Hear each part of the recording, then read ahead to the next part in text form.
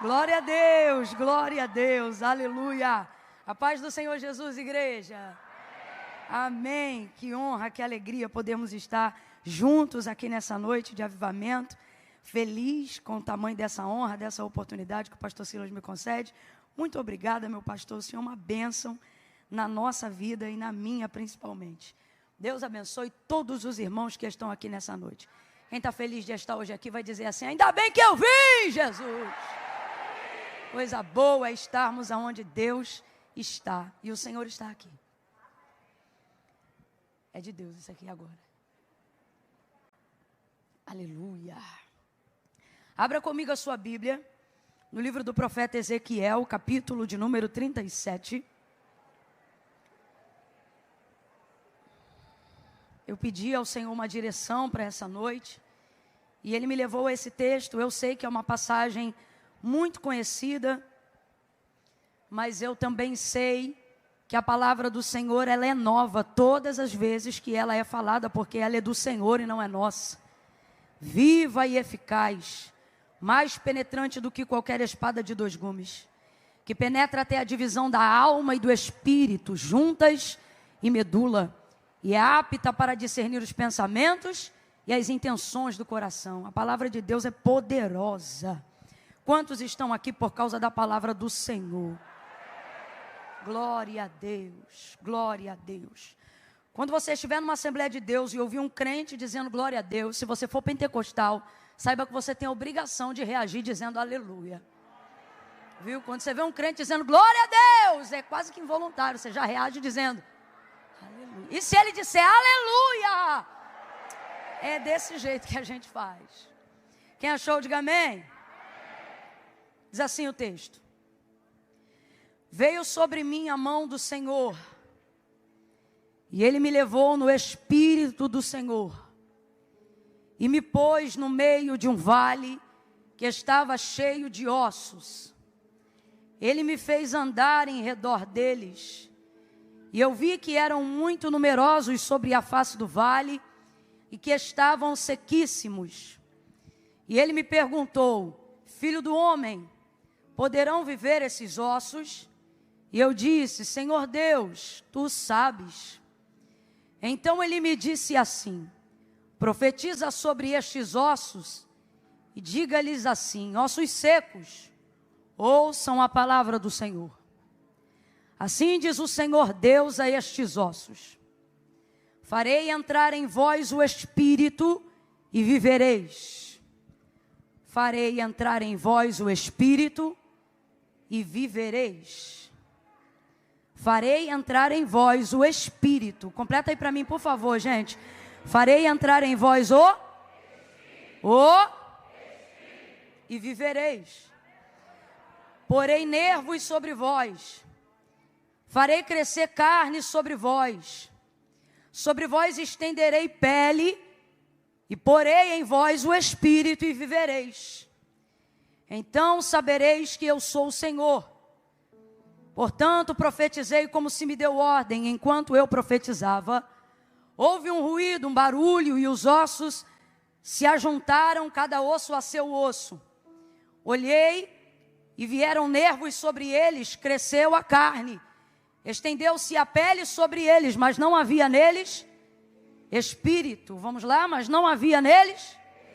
Não havia neles.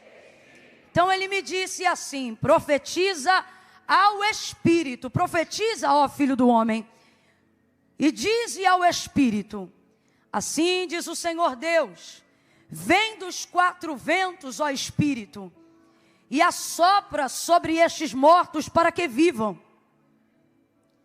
Então profetizei como ele me deu ordem, e então o Espírito entrou neles e eles viveram. Aleluia.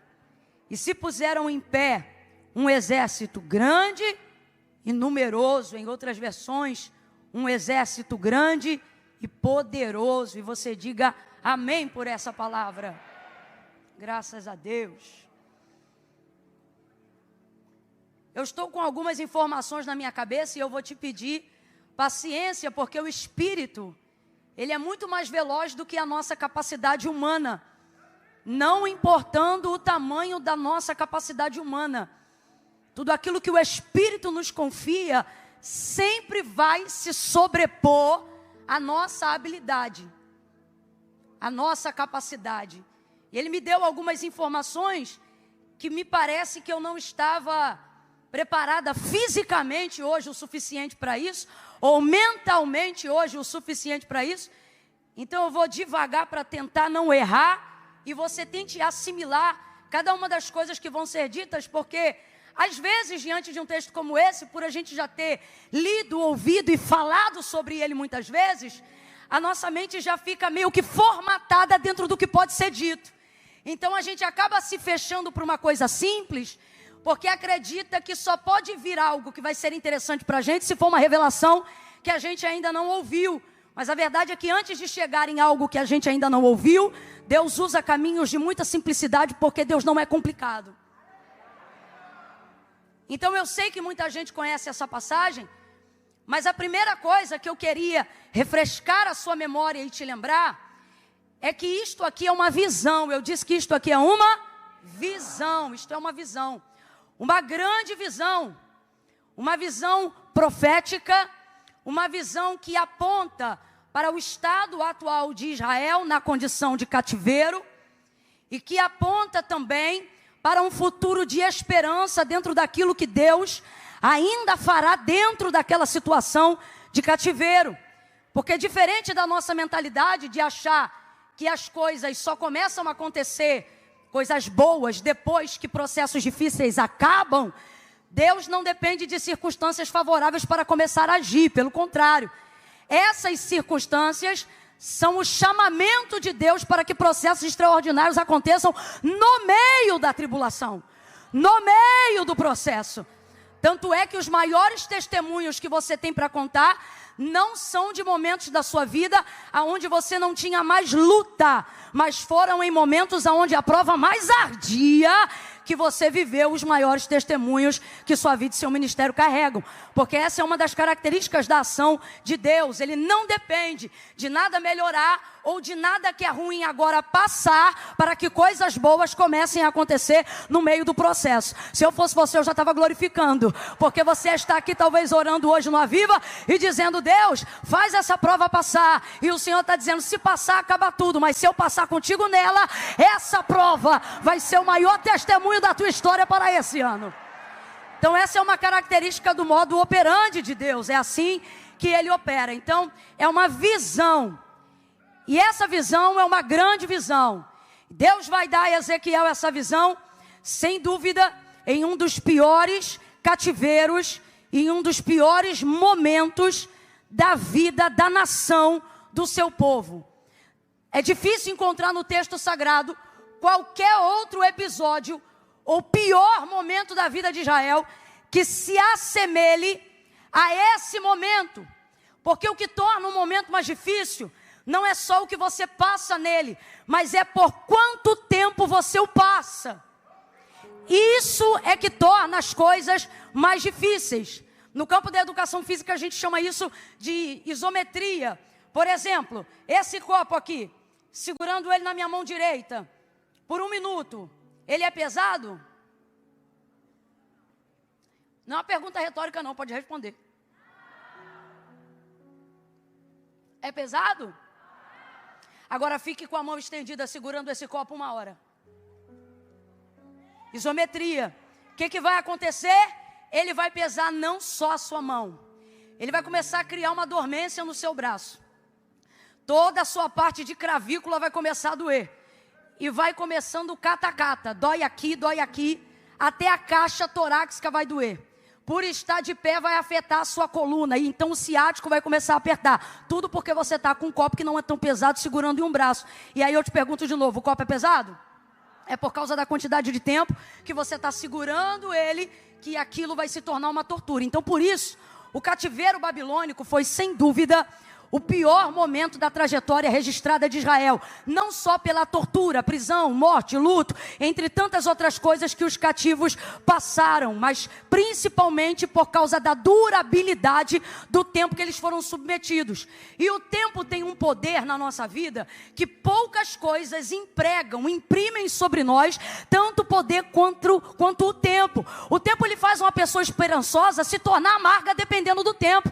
Salomão ele vai dizer que a esperança que se adia, ou seja, que passa muito tempo para realizar, ela faz adoecer o coração. E quando o coração adoece, a vida adoece, as perspectivas adoecem. É aí que as doenças psicossomáticas chegam. Seu físico é abalado quando seu emocional é abalado. Quando seu espírito está abatido, não há mais força, não há mais vigor, não há mais desejo, não há mais desejo de vida, só há vontade de morte. Foi o que aconteceu com a vida de Jó. Ele não murmurou atribuindo culpabilidade a Deus, mas amaldiçoou até o dia do seu nascimento, não só por causa da perca, mas do tempo tão rápido com que perdeu, e não se sabe em quanto tempo mais ele ficou naquela dor. Então o tempo tem o poder de amargar até o coração mais puro. E é Deus que usa o tempo para isso.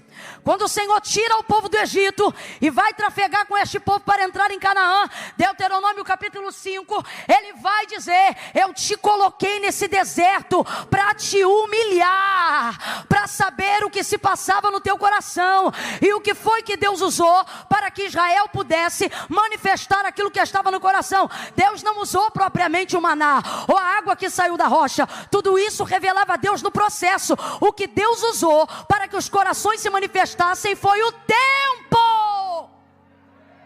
O tempo. O sábio vai dizer que não é do mais veloz a corrida, nem do mais forte o dia da vitória ou da batalha, mas ele diz que todos, ou seja, o forte e o fraco, o rico e o pobre, estão submetidos ao mesmo fator que tortura, trabalha, treina, humilha ou exalta a todos, dependendo de como eles se comportam e do que ele está falando. Ele diz: tudo está subordinado e submetido ao tempo e à ocasião, ou seja, ao que acontece dentro daquele tempo. O tempo não respeita autarquia. Tempo não respeita carteira de membro. Tempo não respeita absolutamente nenhuma das coisas que a gente poderia utilizar para tentar ganhar tempo. Tempo não respeita. Então esse cativeiro, ele humilhou muita gente. Ele embaçou a vida de muita gente. A visão que Ezequiel está recebendo agora, a visão, diga comigo, a visão que Ezequiel está recebendo agora, é uma visão que fala sobre o seu estado, o estado da condição da nação aprisionada, fala sobre o que já aconteceu e fala sobre o que ainda vai acontecer. Porque uma característica das visões que Deus dá, é que Deus nunca fala só do que aconteceu. Ele até começa falando do que aconteceu, para mostrar qual é o estado original, ou para mostrar o que o tempo fez com você. Então em uma parte ele revela o que o tempo fez com você, e em outro momento ele revela o que ele fará com você. E Deus nunca usa o tempo da visão para falar só do que aconteceu. Deus vai se revelar numa visão a Ezequiel para falar do que vai acontecer. Então Deus está dizendo aos homens que recebem uma visão: tenham isso em mente, eu vou não só atestar o estado que você está, mas eu também vou revelar o lugar que eu vou te colocar. Eu não sei se você está entendendo, mas Deus me trouxe hoje aqui para dizer a alguém: há esperança na revelação do futuro, há esperança para quem persevera no tempo da dor.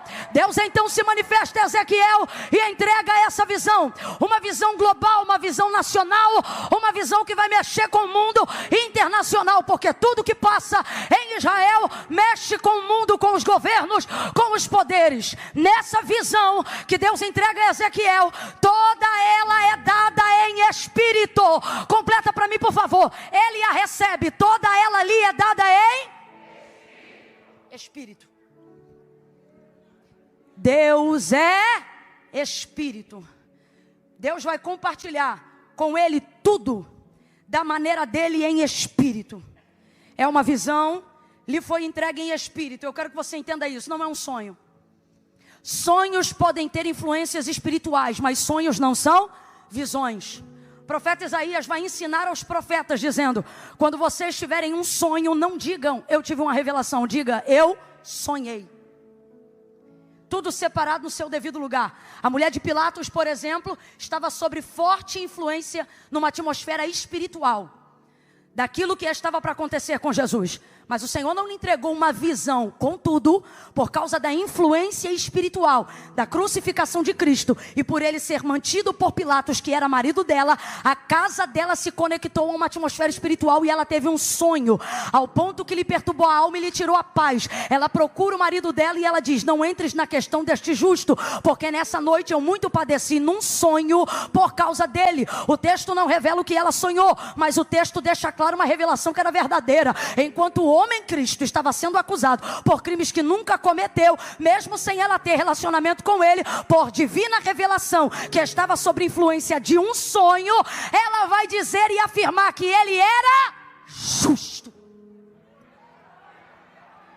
Mas eu quero que você entenda, não foi um sonho que Ezequiel teve, foi uma visão. Quando Deus quer falar com homens espirituais, Ele entrega a estes homens uma visão espiritual, que vai apontar e vai estabelecer a maneira como nós devemos agir no físico, porque as visões são escassas. As visões vão se tornar completamente escassas nos dias do sacerdote Eli, quando ele tinha os seus filhos como administradores da casa de Deus, Ofni e Finéias. Quem ainda está comigo, diga amém. Naqueles dias o texto diz que as visões eram raras e as palavras de Deus eram escassas. O que o texto está dizendo? Que Deus não se revelava por intermédio de comunicação clara, seja verbal ou visual, diante do seu povo. E por que Deus não se comunicava de maneira clara, audível ou visual diante do seu povo? Porque os filhos de Eli, Ofni e Finéias eram dois prostitutos que prostituíam absolutamente tudo que deveria ser sagrado e santificado, até que depois que Ana entrega o seu filho para ser criado na casa de Deus, Deus vê ali pureza, Deus vê ali integridade, Deus vê ali santidade, Deus vê ali espiritualidade. Então as visões voltam nos dias de Samuel, a clareza volta nos dias de Samuel, a revelação volta nos dias de Samuel. Ele é um menino, mas Deus não confere visões por idade. Deus entrega visões por níveis de espiritualidade. Ele é um menino, mas é espiritual. Ele é um menino, mas é crente.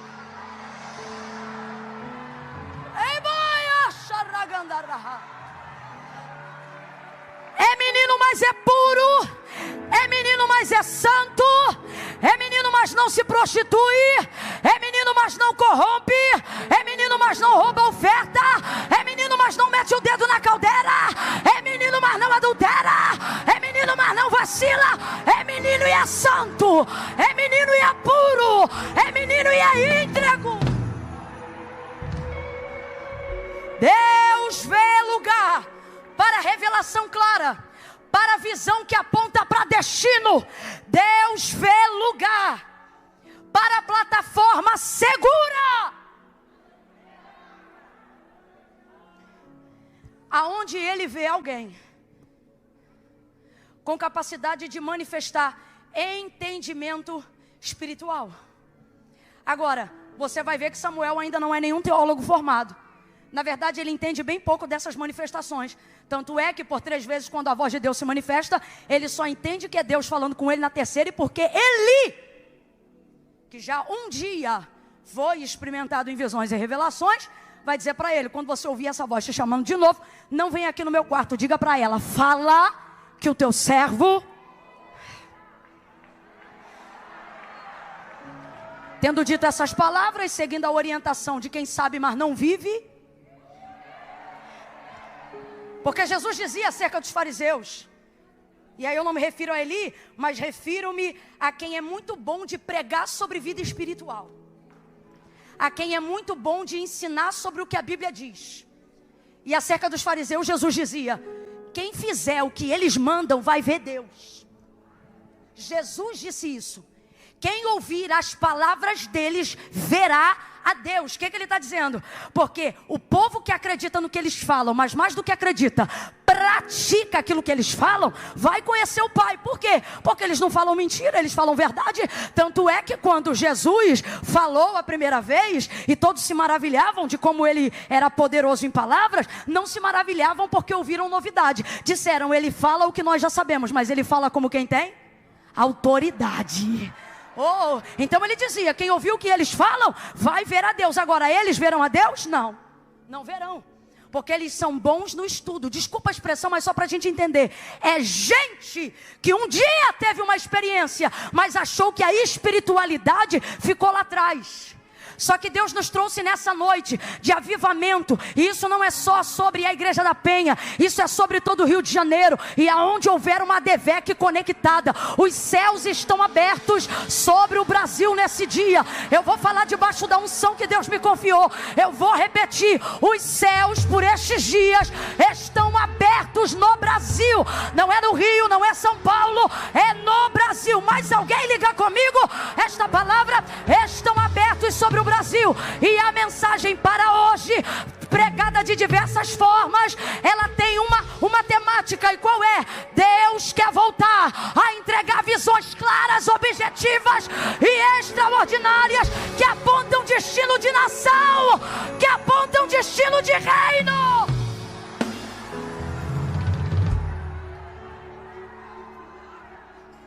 Grite comigo: uma visão.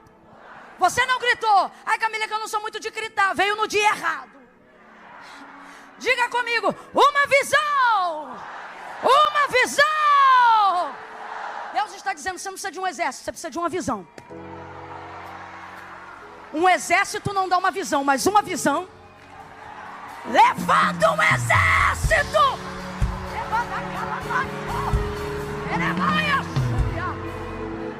Agora, de onde vêm as visões que apontam destino?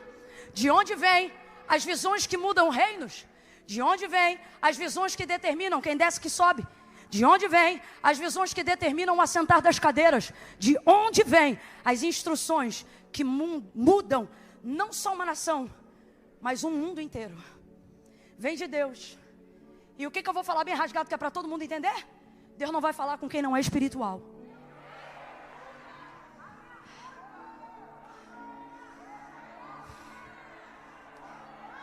Deus nos guarde nessa noite e para sempre. Eu vou repetir isso.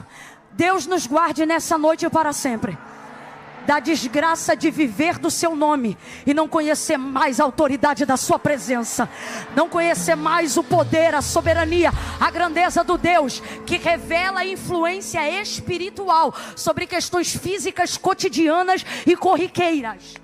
Eu vou falar como Deus está mandando. Que se volte aqui nessa noite o tempo aonde você saía de casa cantando uma música e você pensava que era da sua cabeça. Quando você chegava, principalmente na época que a gente ainda cantava hino da harpa. Quando você chegava: meu irmão, a harpa tem mais de 600 hinos. Aí você pensava: escolhi um, vem cantando ele. Quando chegava, o culto abria com a música que você cantou o dia inteiro. Aí alguém pensava: nada a ver, mas você sabia, né? Não, hoje eu estava ligadinho. Deus estava falando comigo. Que volte o tempo aonde o cotidiano revelava a manifestação sobrenatural do Deus Espírito, que fala em Espírito, prega em Espírito, anda em Espírito, ressuscita em Espírito. Ele cura cancerosos no Espírito e isso se revela no corpo. Ele visita os aidéticos no sangue e isso se revela na saúde. A obra é espiritual e quem for espiritual vai receber visão, poder, destino e dedicação. Deixe que riam dos espirituais. Deixe que riam de você que salta da cadeira. Deixe caçoarem da sua língua, que é mais estranha do que as estranhas. Porque enquanto ele fala a mesma língua do dia que ele foi batizado, você já foi renovado para mais de 100 vezes desde que recebeu o batismo. Deixe.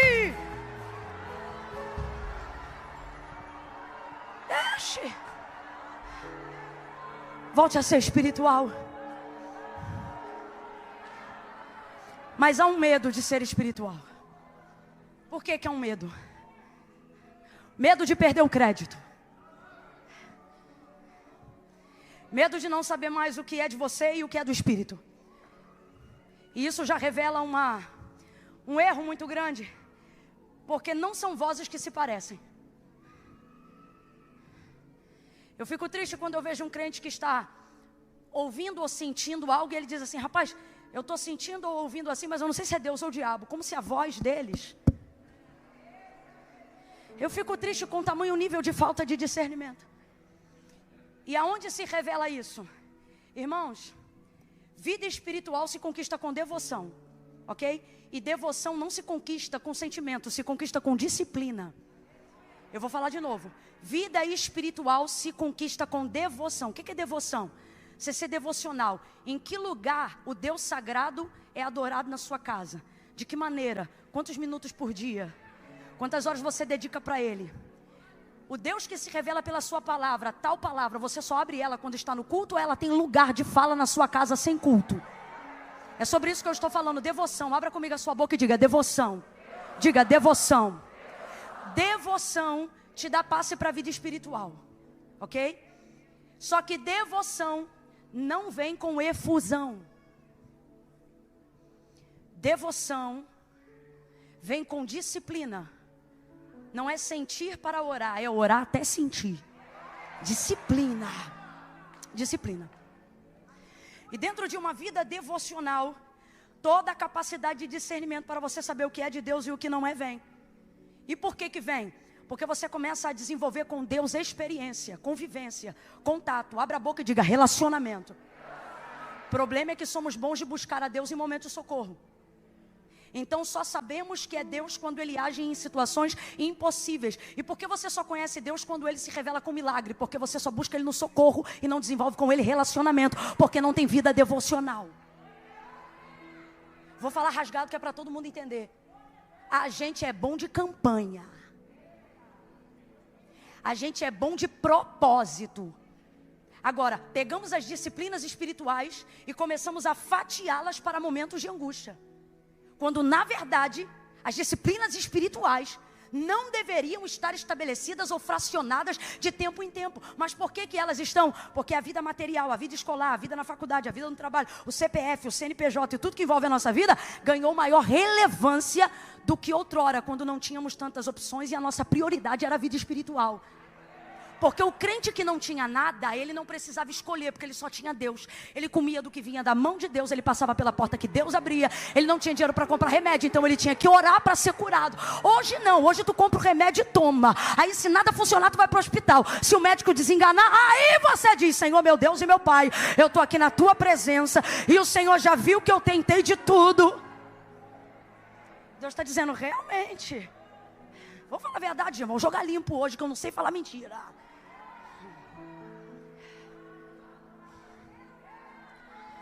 Antigamente, quando você dependia dele mandar o dinheiro para ter a compra do mês, quando você comprava que chegava, eu vivi isso com a minha mãe há muitos anos, ela não deixava a gente meter a mão na sacola do biscoito. Ela dizia: tira a mão, vamos orar.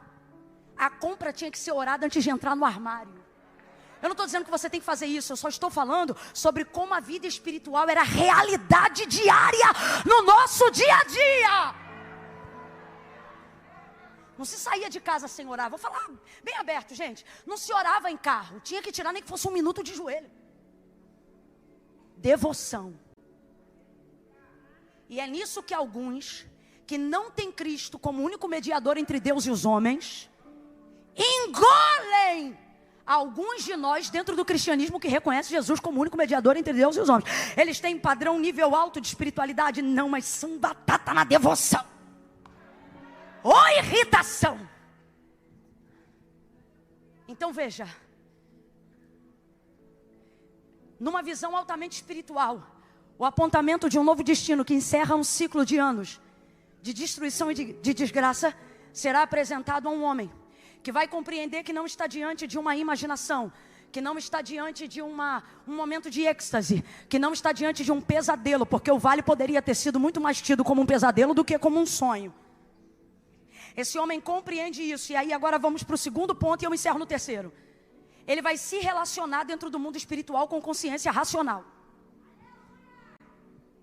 Quando a sua vida espiritual é em dia, aquele discernimento que eu te falei que só vem por intermédio da devoção, ele está com você aonde sua carne estiver.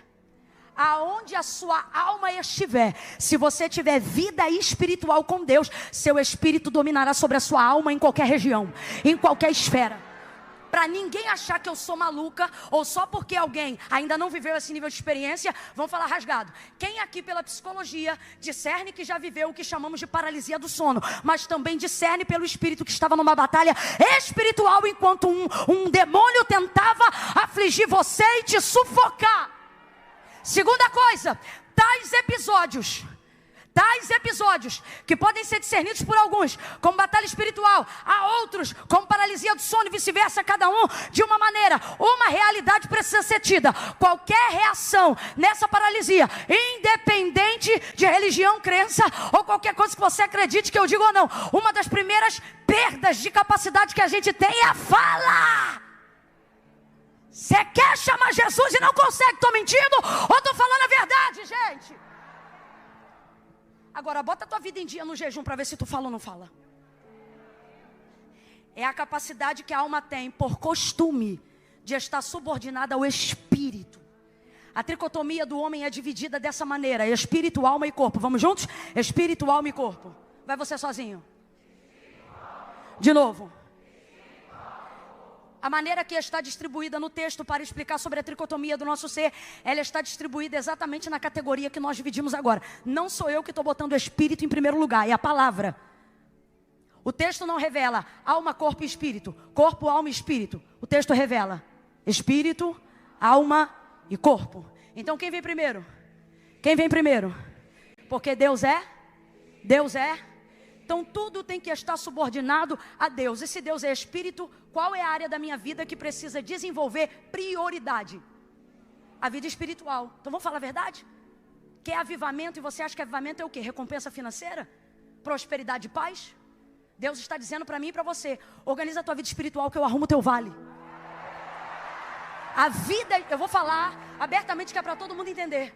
Irmãos, tem depressão sim, que precisa ser cuidado com reposição hormonal, precisa ser cuidado com terapia. Eu amo a ciência que Deus confiou ao homem. Eu amo a capacidade organizacional da psique humana por intermédio de alguém que entendeu os gatilhos da mente. Não há aqui uma pessoa que por causa de uma vida espiritual idiotizou a ciência. Eu acredito em cada uma delas, eu indico elas. Agora, tem gente que está tratando como depressão algo que nem a terapia vai resolver completamente. Por quê? Não é queda de hormônio, não é necessidade de substância, é vida espiritual desorganizada. Deus está dizendo com carinho aqui para mim e para você, porque eu estou embutido em tudo que eu estou pregando aqui. Inclusive só há autoridade na fala, porque há autoridade no erro. Cadê sua espiritualidade? Cadê minha espiritualidade? Mas a gente não percebeu a agenda que a gente chama, que começou agora, alguém pensa dos anos 2000 para cá, essa agenda maligna e satânica, sutilmente, na verdade, ela está em nós, ou na nossa sociedade, muito antes da década de 90, no início dos anos 80, quando cada brasileiro, já independente de questão financeira, podia ter uma televisão na sua casa. E desde então, filmes de terror, até de comédia, como alguns que eu não vou citar o nome, mas desenvolvia-se então uma ideia de mundo espiritual. E essa ideia, os espíritos que poderiam ser fantasmas ou demônios, eles sempre eram enfraquecidos. Quem está comigo no texto? Eles eram enfraquecidos. Eles atravessam paredes e eles tinham que incorporar alguém para conseguir ter algum poder, para segurar, para fazer alguma coisa. Tanto é que eu me lembro de muitas vezes ouvir os antigos dizerem: eu não tenho medo de morar em cemitério, porque eu não tenho medo dos mortos, eu tenho medo dos vivos. Desenvolvia-se a crença, um filme em especial, muito famoso, Ele ganhou muita projeção porque mostrou um lado lúdico e cômico do mundo espiritual, onde fantasmas, na verdade, não atormentavam, incorporavam ou aprisionavam vidas, mas faziam brincadeiras com elas. Atravessavam paredes e não seguravam nada. Talvez você pense, Camila, eu nunca fui influenciado por isso. A maior influência é que você não percebe que recebe. Essa é a maior influência. Porque influenciar não é receber de fora, é nascer de dentro. E com isso, de alguma forma, a gente é tentado a pensar que tudo aquilo que tem relevância espiritual não tem poder definitivo sobre a matéria. Então, como é que a gente começa a viver a nossa vida e o nosso dia a dia com Cristo? Você tem que organizar sua vida, sua conta, suas coisas, seu boleto, sua família, as crianças na escola, pagamento do carro, sua empresa, ter seu CPF limpo, ter seu CNPJ em dia, e você começa a trabalhar para isso e a viver para isso. Por quê? Porque para você, a ideia de que tudo que é físico precisa estar ordenado para que você tenha tempo para orar. E por que isso acontece? Porque aquilo que é espiritual já não é priorizado por nós há muito tempo. Então, se eu tiver tempo, eu oro. Se eu tiver necessidade, eu jejuo. Se o diabo perturbar a minha casa, eu me posiciono. Então, vamos falar a verdade, gente. A verdade é que a vida está desorganizada porque a vida espiritual não é mais prioridade na vida do crente. Quem tem disponibilidade para estar no culto mais de uma vez na semana, mas só quer estar uma vez na semana porque protocolou o seu cristianismo de adoração em um dia no culto, não teria precisado nem de Cristo. Você podia continuar na cultura do Antigo Testamento, indo para Jerusalém só 2 vezes no ano. Então quer dizer que Cristo veio para caber em um dia da semana?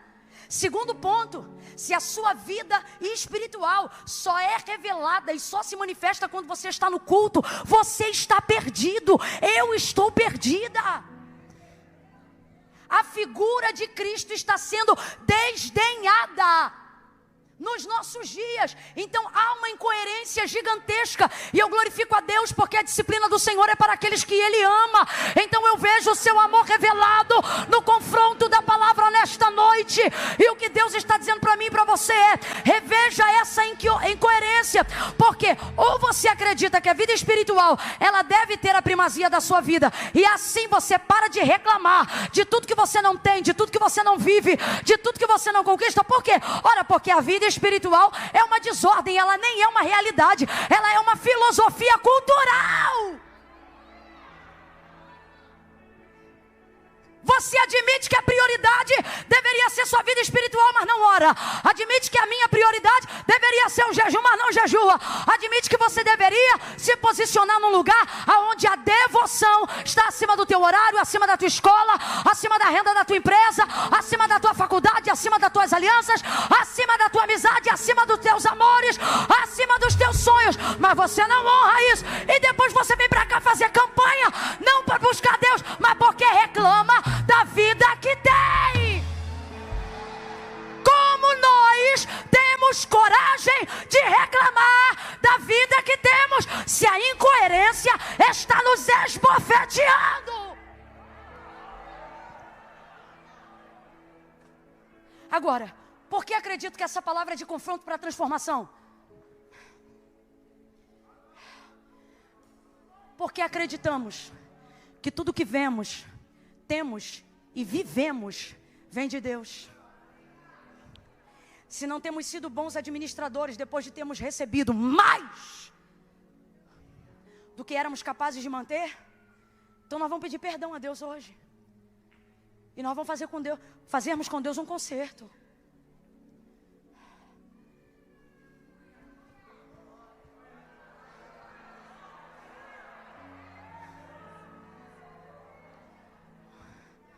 Ah, Camila, eu oro, Deus não fala comigo.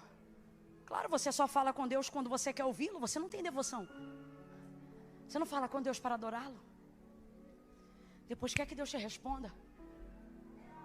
Deus vai dar para ele a visão, coloca ele no meio do vale. Em algumas versões, ao meio da revista não corrigida e atualizada, ou corrigida e não atualizada, vai estar escrito assim: e me deixou lá. Eu particularmente gosto dessa versão porque não há incoerência nela. Há respaldo e abertura para essa tradução. Me tomou, me levou e me deixou lá. E por que eu digo que há respaldo para essa tradução? Terceiro e último ponto. Porque quando o Senhor entrega a visão e coloca Ezequiel no meio do vale, a capacidade racional dele se relaciona com a capacidade espiritual. A gente tem que parar de cometer esse equívoco de achar que por ser espiritual tem que deixar de ser racional, aí fica maluco. Ou que para ser racional tem que deixar de ser é a guerra do pecado, porque o diabo não quer que nós tenhamos relacionamento diário com Deus. Agora, Deus vai fazer perguntas e quem vai responder é a consciência de Ezequiel. Ele está numa visão que está em outra dimensão. Quem está acompanhando, diga amém. Só que Ezequiel, num mundo espiritual, responde numa dimensão de consciência racional. Ele não está dopado. Ele não está em estasia espiritual. A racionalidade que Paulo prega sobre o nosso culto está em Ezequiel na hora da revelação. E então ele pergunta: filho do homem, poderão viver esses ossos? Ele sabe que é uma visão, mas ele não se emociona. Aleluia. Jeová, pode? Não. Racionalidade dele, está vendo o vale, sabe que não tem poder sobre o vale, mas sabe que Deus tem poder sobre qualquer coisa. Então ele vai responder de acordo com a sua racionalidade, mas ele está num ambiente espiritual. Vamos lá, ele está num ambiente. O que eu estou dizendo para você? O que Deus está dizendo para mim? Quanto mais você busca, você não fica mais louco, você fica mais são. Mas que caia por terra todo o sofisma do inferno. Que quem tiver vida espiritual ativa vai ficar maluco, vai ficar internado. Tua língua estranha não vai te deixar maluco nem internado. O próximo passo será interpretação. O próximo passo será dom de discernimento. Oh, tem alguém aí para receber? Tem alguém aí? Eu vou repetir. Tua vida espiritual não vai te deixar maluco, vai te deixar cheio de sabedoria, cheio de discernimento, cheio de direção de Deus. Tem alguém aí para receber? Tem alguém aí para usar consciência e tomar posse no mundo espiritual? Aleluia! Aleluia! Oh, aleluia! Com a consciência ele responde sem emoção. Tem emoção aqui não, meu irmão. Só tem vida espiritual e vida racional. Senhor Deus Jeová, tu sabes. Tu sabes. Então o Senhor diz assim para ele, usando a consciência dele. Porque Deus é espírito, eu sou espírito, alma aí. Então vamos lá, Deus é? Mas eu sou o quê? Deus é o quê? Mas você é o quê? Deus sendo espírito, faz o que quiser, do jeito que quiser, na hora que quiser. Eu não. Eu tenho que organizar as coisas que Deus faz em mim. Então ele fala no espírito. No espírito eu recebo, mas executo na racionalidade. Filho do homem, é Deus espírito falando com ele. Poderão viver esses ossos? Na racionalidade, porque ele é homem, não é Deus, ele responde. Senhor Deus, tu? Então profetiza. A impressão que a gente tem, por causa da emoção, e de achar que espiritualidade tem mais a ver com emoção, só que espiritualidade tem mais a ver com racionalidade do que você imagina. Ai, olha que forte. Deus disse profetiza e ele começou a profetizar. Oh, mano, você leu comigo. Calado ele estava, calado ele ficou. Por quê? Porque eu não vou profetizar segundo uma palavra que eu estou imaginando. Até porque a realidade na visão desse vale é desordenada, é horrível. Eu não vejo em mim capacidade e habilidade para desenvolver nada nesse vale. Então ele disse profetiza, mas ele estava esperando o que Deus ia mandar ele profetizar. Então guarde isso. Quer ter uma vida espiritual profética ativa? Não profetize o que você sente. Só abra a boca quando Deus te entregar a palavra. Profeta de verdade não inventa nada. Profeta de verdade, ele desenvolve a capacidade de repetir o que a palavra já disse. Aprende a liberar a palavra. Aprende a falar o que Deus já disse. Aprende a... Meu Deus, estou sentindo uma graça de Deus tão grande aqui. Bota a mão no ombro do vizinho, vai, mexe com ele. Bota a mão no ombro da vizinha, vai. Vai. Camila, ele não está com cara boa não. Mostra para ele que profeta não tem medo de cara. Bota a mão no ombro dele e diz assim, repete. Fala, repete tudo que Deus já te disse. Se ele disse eu vou salvar o teu marido, tu vai andar pela casa dizendo Deus vai salvar o meu marido. Deus vai salvar meu marido. querido, se ele já disse, eu vou fazer do traficante um evangelista, anda pela casa dizendo, o meu filho não é traficante, ele é um evangelista. Abra a tua boca e profetize. Abra a tua boca e libere a palavra que Deus já te entregou.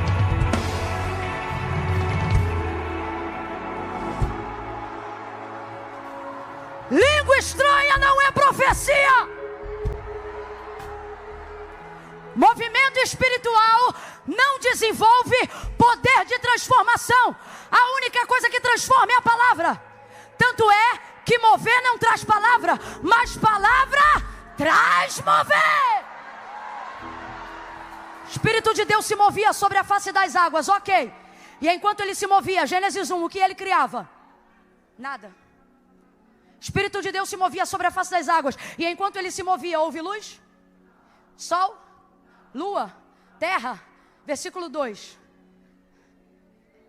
Então Deus disse. Grita para alguém e diz, palavra. Palavra. Se tiver palavra, vai ter exército no vale. Se tiver palavra, vai ter destino. Se tiver coragem de repetir o que Deus falou, Deus está dizendo, a coragem é do profeta, mas a palavra é minha, e eu velo para cumprir a minha palavra. Então nessa noite, Deus não está perguntando para mim se eu tenho palavra, Ele está perguntando para mim se eu tenho coragem. Ele não está perguntando para você se você tem palavra, porque a palavra não é tua, a palavra é. Ele quer saber se você tem coragem. Coragem de quê? De botar na tua boca o que o teu ouvido ouviu.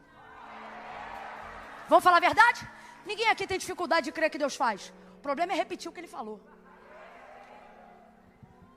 Quem é Ezequiel? Por que ele é profeta? Porque ele fala em línguas? Não, o batismo nem desceu ainda. Ele só fala hebraico mesmo e mais nada. Talvez o idioma dos caldeus, enfim. Por que você não tem coragem de profetizar? Porque você quer ter certeza se Deus já falou. E Deus está dizendo, está na hora de você aprender a discernir minha voz. Eu não falo na tua língua, eu falo no teu ouvido. Tua língua é que tem que ser obediente e corajosa para repetir o que eu falei. Ele não profetiza e Deus começa a falar, porque Deus ensina para ele o que ele tem que profetizar, falar. Então primeiro ele ouve, depois ele... gente, isso é milenar. Para falar primeiro tem que... Então primeiro ele ouve, depois ele... Depois que ele ouve, ele tem capacidade de reproduzir com fidelidade o que Deus falou, mesmo sendo totalmente contrário à realidade. Vou falar do jeito que Deus está mandando. O problema não é que você não tem unção, o problema é que você não tem coragem.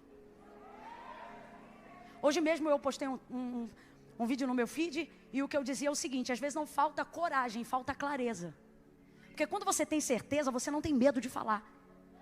Mas por que não está tendo certeza? Porque não tem o raio da vida espiritual ativa. Só que Deus está dizendo, tu vai ativar.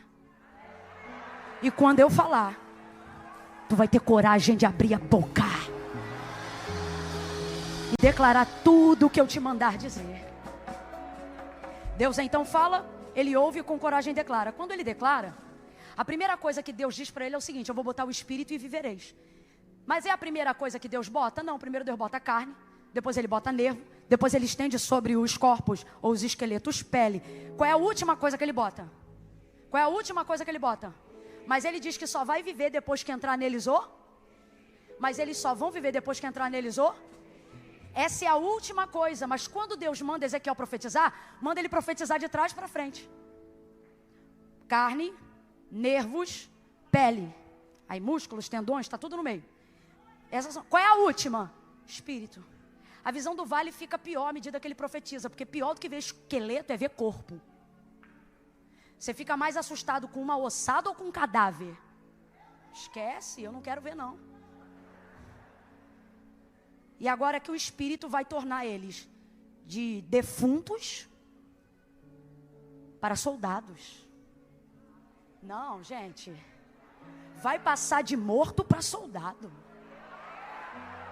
Vai passar de morto para valente. Talvez tenha alguém do teu lado que você diz, Camila, parece até morto. Antes do avivo acabar, vai sair daqui marchando. Eita glória!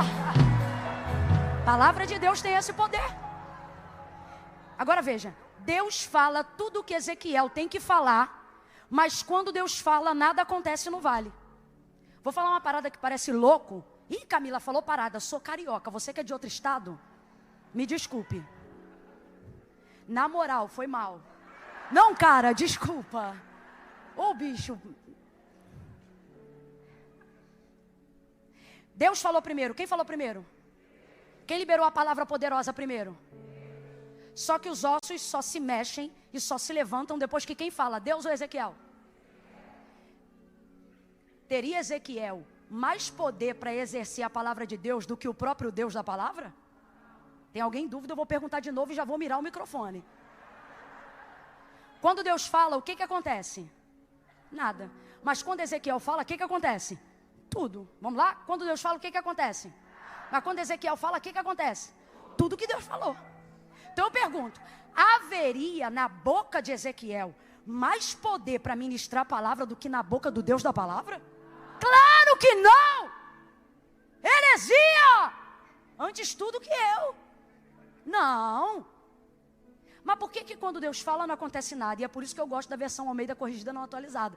Porque ela deixa claro algo que aconteceu ali no mundo espiritual. Me tomou, me levou e me deixou.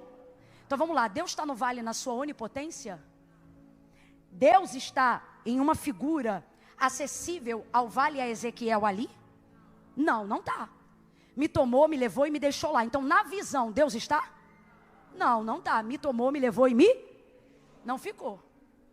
Só que Ezequiel continua ouvindo. Então entenda, Deus não está no vale, mas está em alguém que está no vale. Alguém entendeu? Então vamos lá, ele não está no vale, mas ele está onde? Vai, ele não está no vale, mas ele está onde? Ele não está no vale, mas ele está onde? Ele não está no vale, mas ele está onde? Ele está com o profeta. Ele está em quem repete a palavra. Às vezes você olha para o vale e você diz, Deus, resolve isso. Você diz, Deus, arruma isso. E Deus está dizendo, eu não vou arrumar nada que eu já te dei palavra para arrumar.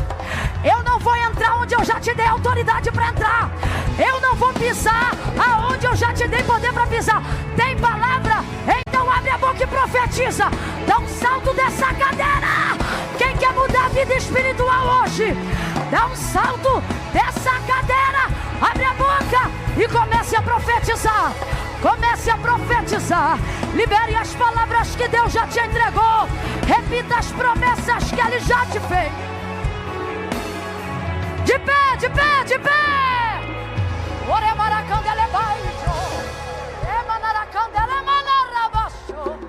Vento dos quatro cantos, ou sopro dos quatro ventos. Sopra, sopra, sopra, sopra, sopra, sopra na Devec, na Penha nessa noite, vento do Espírito. Estende, estende, estende, estende sobre a pregadora, estende sobre a igreja, músculos, tendões, vida física que se subordina à vida espiritual. Estende. Ele levantou, o exército se levantou, ele profetizou. E aonde só havia corpo, aonde só havia cadáver, você conhece, levantou-se de cadáver a soldado. Antes do ano de 2024 terminar, alguém vai perguntar, o que aconteceu com aquela depressão? Você vai dizer, rapaz, eu fui de cadáver a soldado em 1 mês. E qual foi o remédio que você tomou? Você vai dizer, eu administrei o Rivotril, continuei a terapia, mas todo dia eu dobrava o joelho e profetizava o que ele já havia me dito. Isso me tirou do vale.